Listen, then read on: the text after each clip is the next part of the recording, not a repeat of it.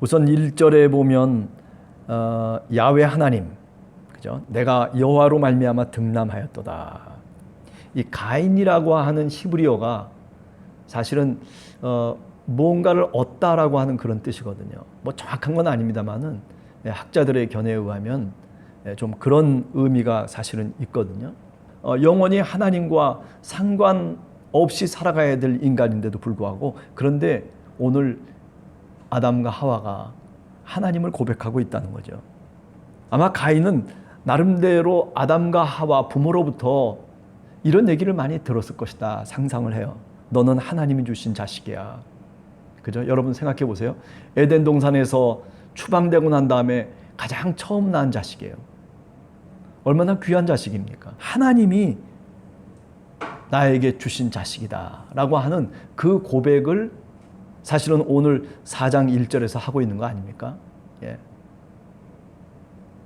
그렇습니다. 우리가 이 땅을 살아가면서 우리의 부모님들은 늘 우리를 이렇게 고백하고 있습니다. 너는 하나님이 주신 내 자녀야 라고 하는 그 말 속에 가인은 자긍심을 느끼고 아마 믿음으로 컸을 것이다 라고 그렇게 생각을 합니다. 네가 수고하고 그리고 자식을 낳을 것이다 라고 하는 그런 약속을 그 타락한 인간에게, 이제 에덴에서 쫓겨나서 추방당해야 될 마땅한 바로 그 인간에게 하나님이 약속을 주고 있다는 거예요. 우리 곁을 떠날 인간이라면 국물도 없는, 은혜를 베풀기는커녕 저주를 퍼붓고 그래서 아마 쫓아냈을 것 같아요. 그런데 하나님은 오늘 창세기에서 보면 그런 하나님이 아니다라고 하는 거죠. 예. 그럼에도 불구하고 하나님은 약속을 주시고 하나님은 은혜를 베푸시고 하나님은 사랑을 베푸시는 분이시다라고 하는 거죠. 내 말을 어겼을지는 모르지만 그러나 네가 자식을 낳을 것이다 라고 하는 그런 약속을 주시는 것이죠. 그리고 하나님의 신실한 그 약속은 결국 가인을 통해서 이루어지게 되는 것입니다. 따라서 우리가 오늘 1절과 2절을 통해서 한 번 더 생각할 수 있는 것은 이런 거예요. 약속의 성취라고 하는 것은 우리 때문이 아니라는 거예요. 아담과 하와 때문이 아니고, 그리고 어떤 무엇 때문이 아니라 바로 하나님의 이름, 그 하나님 자신이 약속을 이루시는 분이기 때문에, 그래서 하나님이 약속을 주시고 그리고 그 약속을 이루어 가시고 있다는 사실이죠. 그런데 이 아벨을 낳았을 때는 그 신앙의 고백이 없습니다. 여호와 하나님으로 말미암아 내가 등남했다라고 하는 고백은 1절에만 나와요. 가인에게는 그런 고백이 주어지지만은, 그러나 아벨에게는 그냥 단순하게 오늘 성경 말씀을 보면 가인의 아우 아벨을 낳았다라고 하는 걸로만 끝나고 있어요. 야훼 하나님으로부터 말미암아 네가 출생했다라고 하는 그런 고백과 그런 이름의 의미를 아벨에게 주질 못하고 있는 거죠. 이렇게 본다면 아벨이라고 하는 이 동생은 사실은 부모의 관심 대상이 아니었다라고도 그렇게 우리가 추측해 볼 수가 있습니다. 아벨은 양치기였고 가인은 농사꾼이었어요. 성경 말씀을 보면 뭐라고 얘기합니까? 가인보다도 아벨을 더 먼저 얘기하고 있어요. 아벨은 양치는 자였다는 거예요. 직업을 얘기하는데 먼저 아벨을 얘기하고 그 다음에 가인은 농사꾼이었다, 이렇게 이야기를 합니다. 순서가 바뀌어버리는 거죠.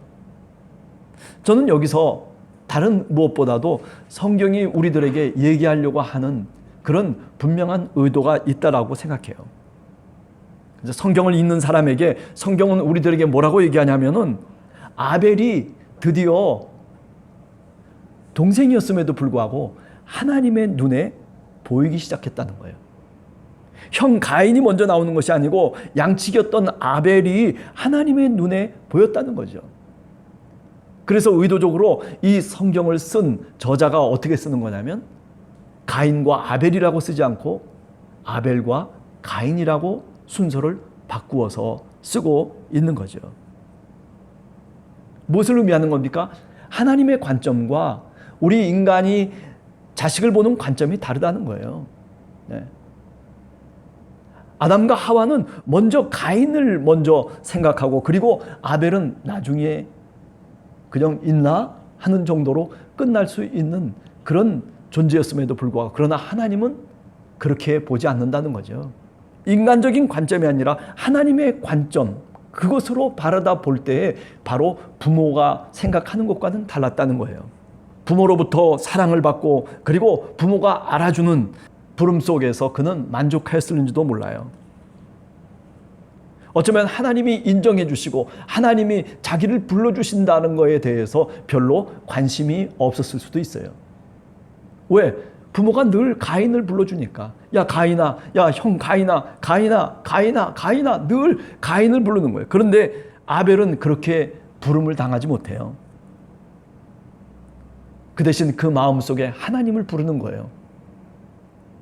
사람이 나를 알아주지 않는다 손 치더라도 그것으로 실족하지 아니하고 부모가 내 이름을 불러주지 않아도 그러나 하나님이 내 이름을 불러주시면 그러면 나는 좋다는 거죠. 사람이 알아주는데 만족하는 사람이 있는가 하면 그렇지 않고 하나님이 인정해 주는 것으로 만족하는 사람, 이 두 사람이 있는 겁니다. 그죠? 우리 한 사람 한 사람이 사실은 어떻게 보면 사람이 나를 알아주는 것에 만족하고 그것을 기뻐하고 그것을 자랑하는 사람들이 아니라 오늘 성경을 통해서 보면 하나님이 불러주시고 하나님이 인정해 주시는 그런 신앙인, 그런 사람이 바로 하나님의 자녀라고 말씀드릴 수 있는 겁니다. 자, 그리고 난 다음에 3, 4절을 얘기를 한번 다시 보면 이렇습니다. 세월이 지나간 후에 얼마 정도 세월이 흘렀는지 몰라요. 이젠 어느 정도 장성한 사람이 된 거죠. 가인은 땅의 소산으로, 아벨은 양의 첫 새끼들과 기름으로 하나님께 예배를 드렸다라고 얘기하고 있어요. 그런데 문제는 뭐냐면은 아벨과 그의 제물은 받았지만은 그러나 가인과 그의 제물은 받지 않았다는 것이죠. 왜? 아벨은 하나님을 찾았던 사람이고 가인은 부모가 불러주기를 바랐던, 부모를 찾았던 사람이에요. 왜 아벨의 제사를 하나님께서 받았느냐라고 하는 거죠. 4절 후반절과 5절 첫 번째를 보면 아벨의 그의 제물은 받으셨으나 그러나 가인과 그의 제물은 받지 않았다라고 그렇게 순서가 다시 뒤바뀝니다. 누군가가 창세기를 썼을 거 아니에요. 모세가 썼던 어떤 사람이 썼던 간에 나름대로 이 속에 뜻을, 의도를 집어넣고 있는 거예요. 가인은 사실은 부모를 통해서 어찌 보면 내가 아우보다는 먼저여야 된다라고 늘 그렇게 아마 생각했던 것 같아요. 오늘날로 바꿔서 얘기하면 내가 최고야. 일종의 엘리트 의식을 갖고 일종의 자기중심적인 삶을 살았던 사람이 가인일 수 있겠다라는 생각을 해봐요. 동생은 그렇지 못했죠. 아벨 자신이 그 말의 뜻이 뭐냐면 히브리어로 수증기, 없다는 뜻이에요. 그냥 아무것도 아니다라고 하는 그런 뜻이에요. 그러니까 이름에서 이야기하고 있듯이 아벨은 그래요. 사람들이 볼 때는 아무것도 아니에요. 동생에 지나지 않고 그리고 별 볼로 없는 사람인 것처럼 그렇게 그림자처럼 취급되었던 아벨이었음에도 불구하고 그러나 하나님은 계속해서 이야기하듯이 하나님은 그를 바라보고 있는 거죠. 하나님은 그를 부르시고 하나님은 그의 제사를 받아주시는 것이죠. 예수를 따르던 제자들 베드로, 야고보, 요한, 예수님의 수제자들이에요. 그러나 예수님이 저 가이사라 빌립보 지방에 갔다가 다시 예루살렘으로 십자가를 지러 오는 그 길에서 그들은 서로 다투기 시작합니다. 누가 최고냐? 누가 먼저냐? 내가 다윗의 나라의 오른쪽에 앉느냐? 왼쪽에 앉느냐? 그러면서 서로 다퉈요. 네. 오늘 우리 사회는 어쩌면 이렇게 엘리트 의식 그리고 경쟁의 정글 속에서 우리를 훈련시키고 있는 거죠. 땅의 소산으로 들었다. 좋아요. 가인이 땅의 소산으로 들였어요. 아벨은 첫 새끼들과 그 기름으로 들였다라고 하는데 그 기름이라고 하는 말이 어떤 뜻이냐면 히브리 말로는 헬레브라고 하는 뜻이에요. 근데 그 헬레브라고 하는 뜻은 기름이라고 하는 뜻도 있지만 어떤 뜻이냐면 가장 좋은 것, 가장 깨끗한 것이라고 하는 그런 의미를 띠고 있는 히브리어예요. 아벨은 가장 좋은 것으로 가장 깨끗한 것으로 하나님께 드렸다라고 하는 그런 의미를 갖고 있는 겁니다. 가인은 뭔가 구별치 않았다는 얘기죠. 땅의 소산으로 그저 많은 소산이 있는데, 그런데 그 소산에서 그 뭔가를 구별해 가지고 그래서 하나님께 바치려고 하는 그런 마음과 그런 생각이 없었던 거예요. 그런데 반해서 아벨은 그렇지 않았어요. 왜? 하나님을 찾는 자였기 때문이에요. 하나님이 자신을 불러주시는 것에 대해서 감사하고 살았던 사람이에요. 그죠? 그렇기 때문에 아벨은 가장 좋은 것을 취한 거예요. 양들을 다 모아가지고 그 중에 가장 좋은 것을 취합니다. 가장 깨끗한 것이 어떤 것인지를 취해가지고 그래가지고 하나님께 드리기를 원했던 거예요. 오늘날로 얘기하면 뭐 헌금을 하더라도 그런 얘기겠죠. 그죠? 내가 정말 정성을 다해서 하나님이 내게 주신 소산물을 생각하면서, 그러면서 그 속에서 정말 가장 좋은 것으로, 가장 깨끗한 것으로 내 정성을 다해서, 그죠? 하나님께 봉헌하는 거 아니겠어요? 그것을 하나님이 받으시는 것이죠. 그런데 가인은 그렇게 구별하지 않고 그냥 이렇게 저렇게 살아가면서 뭐 똥 묻은 거 갖고 그냥 하는 거죠. 그러니까 우리가 예배라고 하는 것, 제사라고 하는 것도 어떤 의미에서는 이런 하나님이 형식을 보는 것은 아닐런지 모르지만은, 그러나 그 형식을 통해서 하나님이 중심을, 그 내용을 하나님께서 받으신다라고 하는 것은 틀림없는 사실입니다.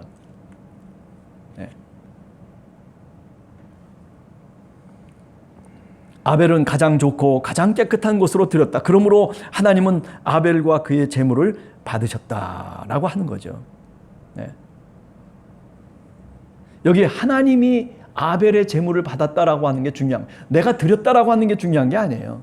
내가 하나님께 이렇게 양을 드렸습니다, 내가 땅의 소산물을 하나님께 드렸습니다라고 하는 게 예배의 종착점이 아니에요. 예배의 종착점은 뭐냐면 하나님이 받는 거예요. 근데 우리는 그 종착점은 생각지 않고 내가 드렸습니다라고 하는 데에 예배의 종착점을 삼으려고 하는 사람들이 많아요. 내가 이렇게 드렸습니다, 내가 이렇게 했습니다, 내가 저렇게 했습니다. 우리가 마태복음 같은 경우에 25장 같은 데서 보면, 그죠?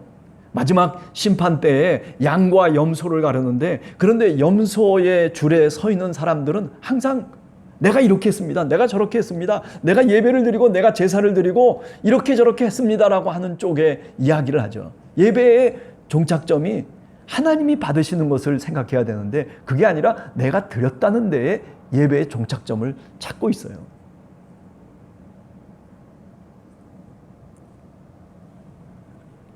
하나님이 아벨과 그의 제물을 받으셨습니다. 이게 중요한 거예요. 다시 말하면 하나님께서 아벨을 받으셨다라고 하는 거죠. 아벨의 마음과 아벨의 삶과 그리고 아벨의 살아가는 신앙의 태도를 하나님께서 받으셨다라고 하는 거죠.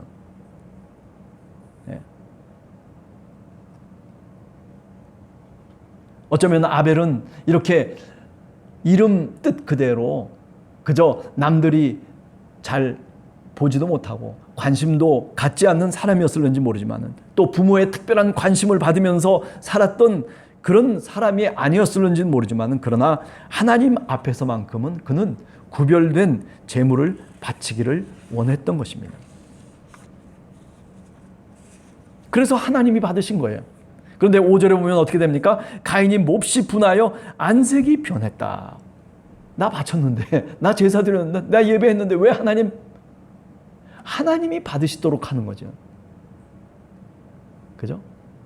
그런데 내가 드렸다라고 하는 게 예배라고 생각하는 거예요. 내가 하나님께 이렇게 했다라고 하는 것이, 그것이 제사라고 생각하고 있는 가인의 모습을 우리가 오늘 이 본문에서도 다시 생각하게 됩니다. 그래서 어떻게 됐습니까? 하나님이 받지 않으니까 얼굴을 떨어뜨리며 안면을 뒤쪽으로 돌려버리고 맙니다. 5절에 보면 가인의 제물을 받지 않았다. 그래서 가인이 몹시 분하여 안색이 변했다라고 하는, 이 변했다라고 하는 말이 히브리어로는 뭐냐면은 뒤쪽으로 안면을, 얼굴을 돌리는 것을 얘기하고 있어요. 하나님이 받지 않아도 하나님을 바라봐야 돼요. 하나님이 뭐라고 얘기해도 그래도 내가 하나님을 바라봐야 되는 거예요. 하나님이 무서워요. 그래도 하나님을 봐야 되는 거예요. 네.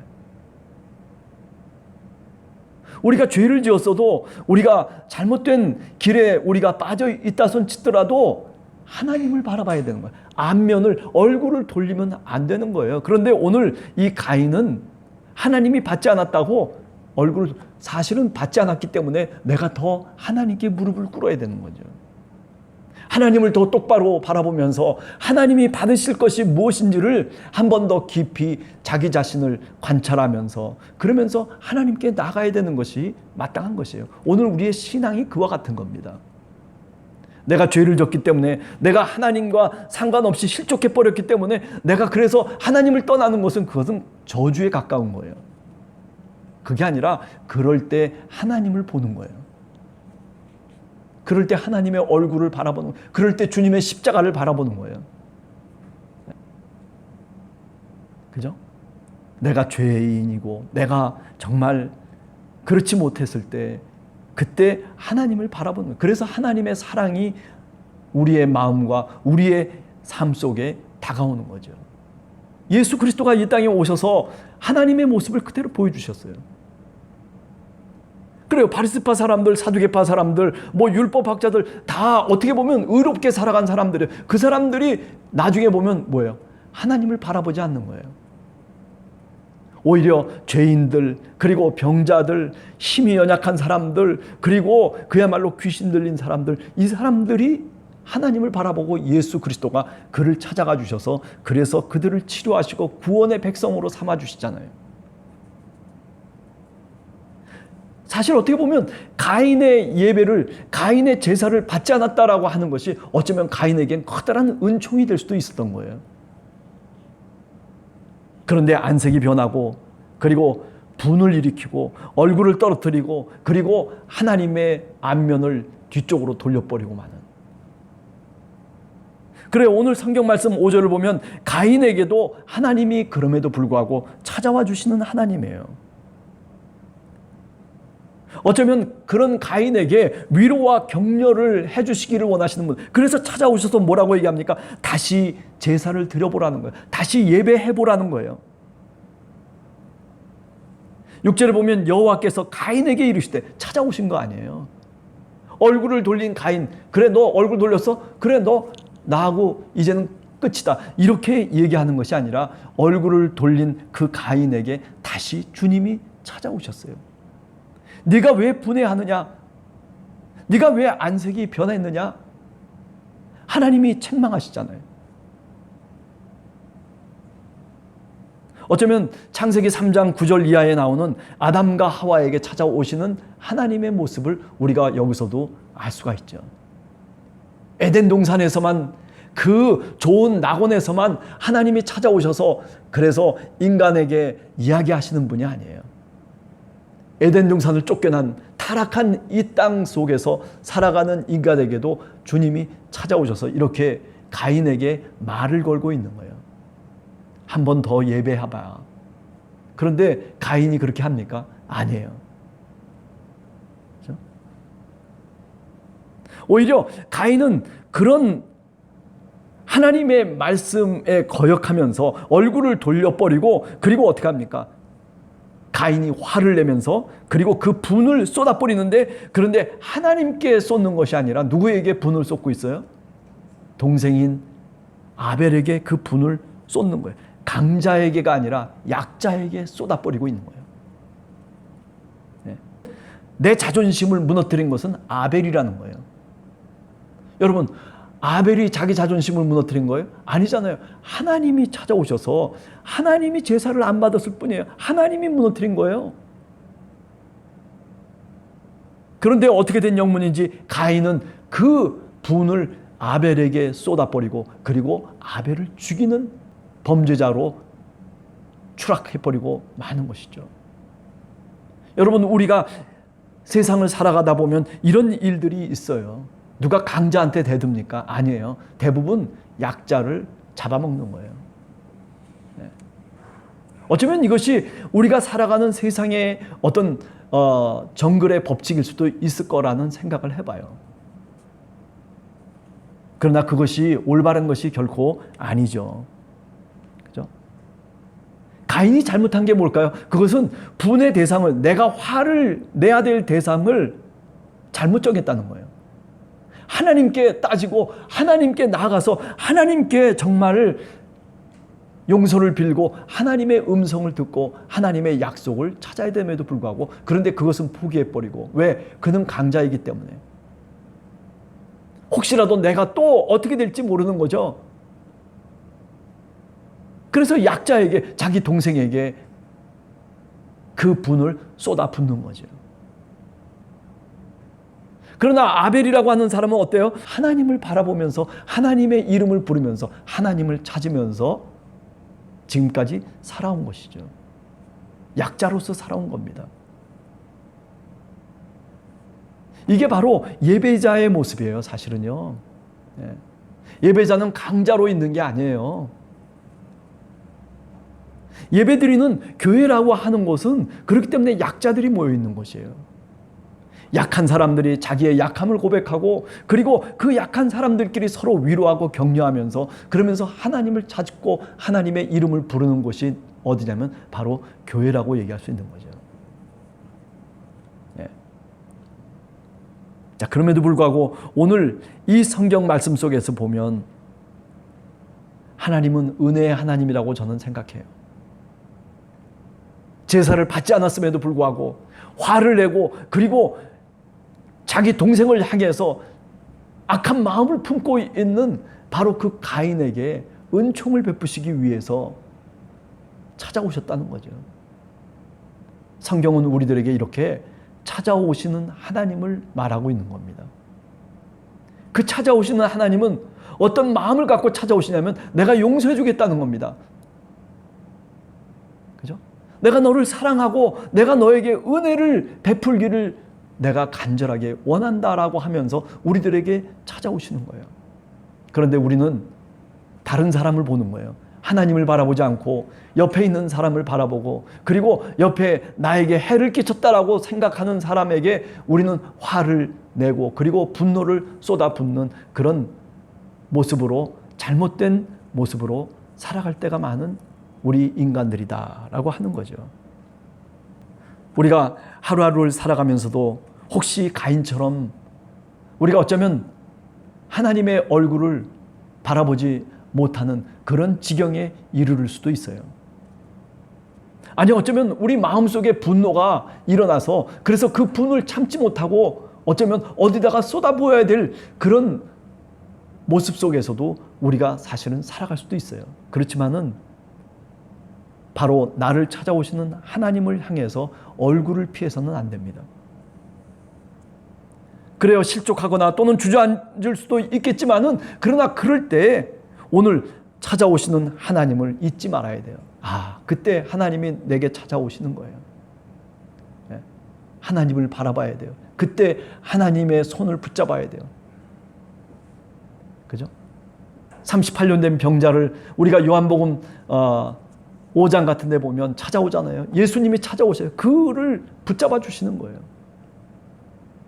그래서 그의 병이 나았고, 그리고 그가 다시 자유롭게 살아갈 수 있도록 은혜를 베푸시는 예수 그리스도를 우리가 잘 알잖아요. 오늘 사실은요, 예수님의 모습과 같은 거예요. 하나님의 모습이, 야훼 하나님의 모습이 바로 그 예수님의 모습으로 다가오고 있는 거예요. 가인에게 다가오고 있는 거예요. 찾아오시는 거예요. 여기서 중요한 것은 뭐냐면 가인이 자기를 회개하고 그리고 하나님의 은혜를 구했어야 되는데, 그런데 문제는 그렇지 못했다는 거죠. 죄를 다스려야 됨에도 불구하고 그런데 자신의 죄를 다스리지 못하는 거예요. 오히려 죄가 너를 원하나 라고 하는 말을 7절에 얘기하고 있잖아요. 네. 오히려 죄를 택해버리고 마는 거예요. 자, 오늘은 가인과 아벨의 이야기 가운데서 일부분의 이야기들을 한번 생각해 봤습니다. 예, 여러분과 제가 오늘 본문을 이렇게 읽어보면서 분명한 건 한 가지 있습니다. 잊지 말아야 될 것 한 가지가 있어. 그것은 뭐냐면 우리가 어느 때든지 힘들어도 실족해도 우리가 혹시 하나님의 얼굴을 보기 싫어도 어떻게 해야 된다는 거예요? 하나님의 얼굴을 피하지 말자는 거예요. 하나님은 우리를 찾아오시는데 그 찾아오시는 하나님을 피하지 말자는 거예요. 부활 이후에 그잖아요. 낙심해서 저 갈릴리 해변가에 가 있는 제자들을 주님께서 찾아오시잖아요. 그럴 때 그들이 도망가 버리고 맙니까? 아니에요. 그죠? 책망하시고 그들에게 다시 찾아오셔서 은혜를 베푸시기 원하시는 그 부활의 주님을 그들이 맞이하잖아요. 그죠? 아, 나 잘못했습니다 하고 도망가는 게 아니에요. 부끄럽고 죄송하고 그리고 내가 정말 연약한 자라고 하는 것을 내 스스로 자인하면서 하나님의 얼굴을 보는 거예요. 주님의 얼굴을 바라다 보는 거예요. 주님의 손을 붙잡는 거예요. 그게 양심이 없는 게 아니에요. 하나님은 그러기를 원하시는 거예요. 자, 한 주간도 여러분들 이렇게 우리 삶 속에 찾아오시는 하나님의 은혜와 사랑을 우리가 경험하면서 살아가는 한 주간이 되시기를 간절히 주님의 이름으로 축원합니다.